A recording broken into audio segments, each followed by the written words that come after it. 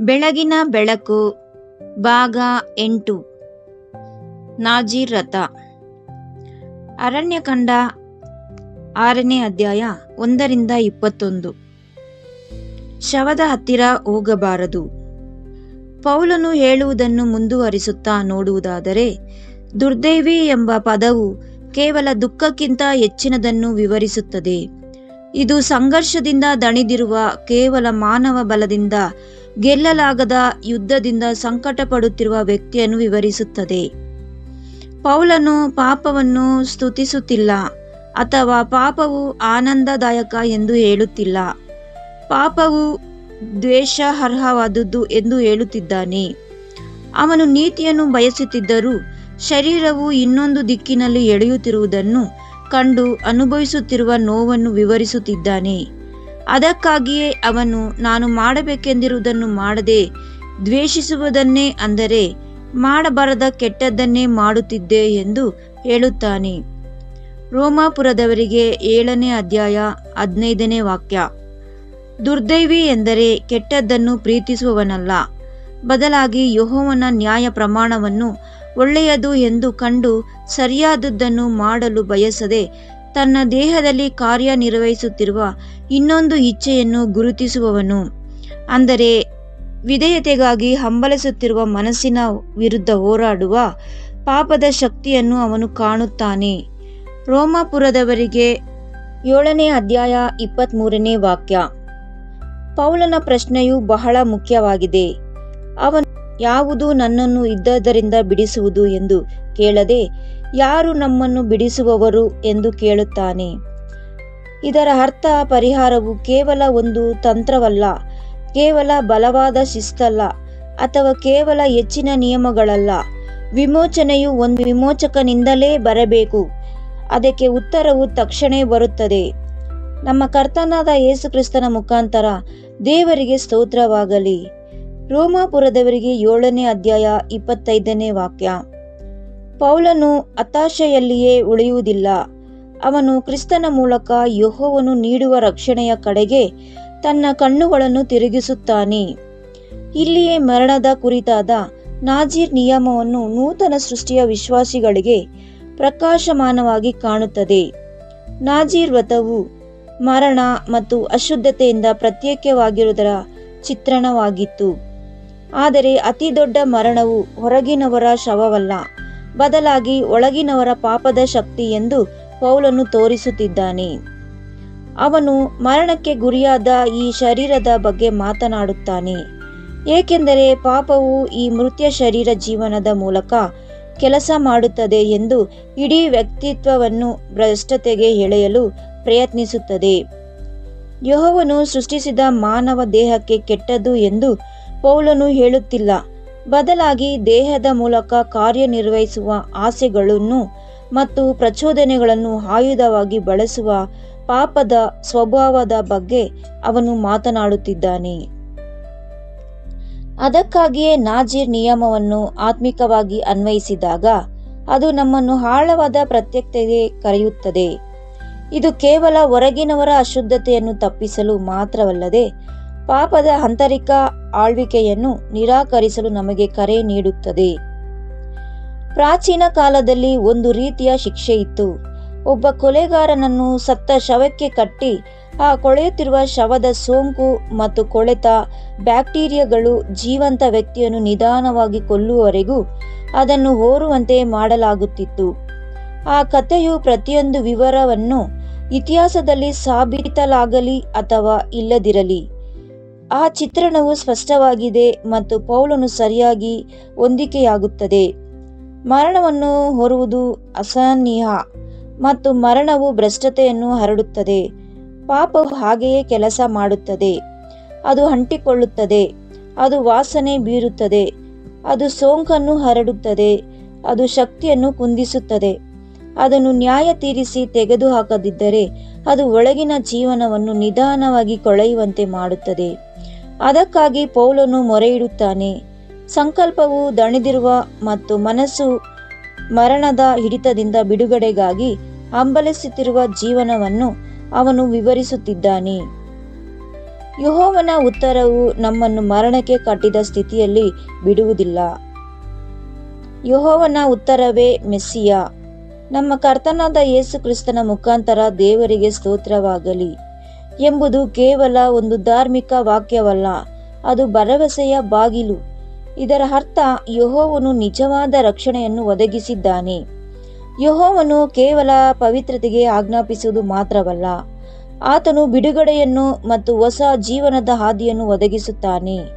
ಅದಕ್ಕಾಗಿಯೇ ರೋಮಾಪುರದವರಿಗೆ 8ನೇ ಅಧ್ಯಾಯವು ಬಲವಾದ ಹೇಳಿಕೆಯೊಂದಿಗೆ ಪ್ರಾರಂಭವಾಗುತ್ತದೆ. ಆದುದರಿಂದ ಈಗ ಕ್ರಿಸ್ತ ಯೇಸುವಿನಲ್ಲಿ ಇರುವವರಿಗೆ ಯಾವ ಶಿಕ್ಷೆಯ ತೀರ್ಪು ಇಲ್ಲ. ರೋಮಾಪುರದವರಿಗೆ 8ನೇ ಅಧ್ಯಾಯ 1ನೇ ವಾಕ್ಯ.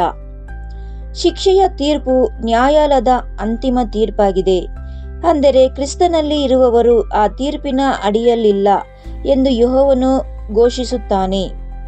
ವಿಶ್ವಾಸಿಯು ಹತ್ತಿಕ್ಕುವ ಅಪರಾಧದ ಪ್ರಜ್ಞೆಯ ಅಡಿಯಲ್ಲಿ ಬದುಕಬಾರದು, ಏಕೆಂದರೆ ಯೆಹೋವನು ಕೃಪೆಯನ್ನು ಬಿಡುಗಡೆಗೆ ಹಾದಿಯನ್ನು ತೆರೆದಿದ್ದಾನೆ. ರೋಮಾಪುರದವರಿಗೆ 8ನೇ ಅಧ್ಯಾಯವು ಮುಂದುವರಿಸುತ್ತಾ ಈ ಸ್ವಾತಂತ್ರ್ಯವನ್ನು, ಜೀವದಾಯಕವಾದ ಆತ್ಮನ ನಿಯಮವನ್ನು, ನಮ್ಮನ್ನು ಪಾಪಗಳ ನಿಯಮದಿಂದ ಬಿಡಿಸದೆ ಎಂದು ವಿವರಿಸುತ್ತದೆ. ರೋಮಾಪುರದವರಿಗೆ 8ನೇ ಅಧ್ಯಾಯ 2ನೇ ವಾಕ್ಯ.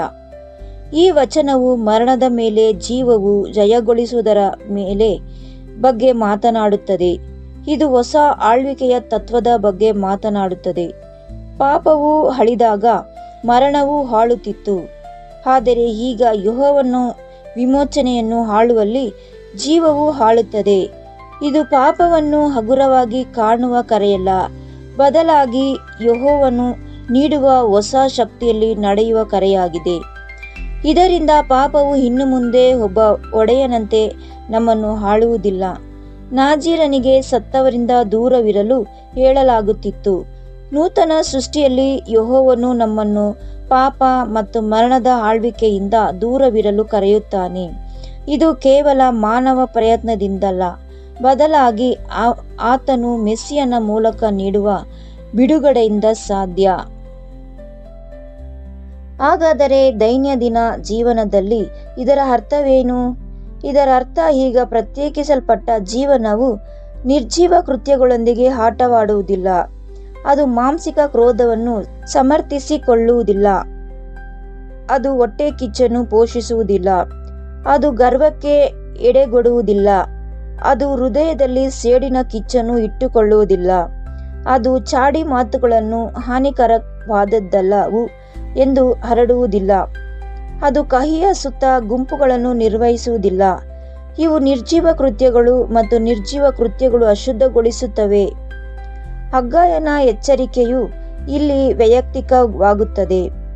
ಅಶುದ್ಧತೆಯು ಸ್ಪರ್ಶದ ಮೂಲಕ ಹರಡುತ್ತದೆ.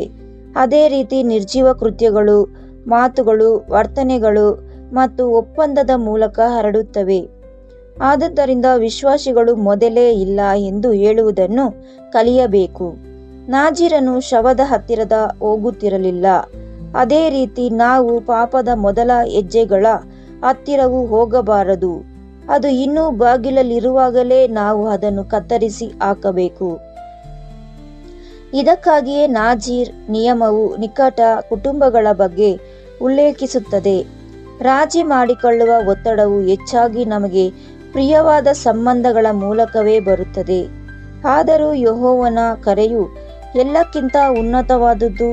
ತಂದೆ, ತಾಯಿ, ಸಹೋದರ, ಸಹೋದರಿ, ಸಂಗಾತಿ ಅಥವಾ ಆಪ್ತ ಸ್ನೇಹಿತನು ಹೃದಯವನ್ನು ನಿರ್ಜೀವ ಕೃತ್ಯಗಳ ಕಡೆಗೆ ಎಳೆಯಲು ಪ್ರಯತ್ನಿಸಿದರೂ ಸಹ ಪ್ರತ್ಯೇಕಿಸಲ್ಪಟ್ಟ ಜೀವನವು ಯೆಹೋವನನ್ನೇ ಆರಿಸಿಕೊಳ್ಳಬೇಕು.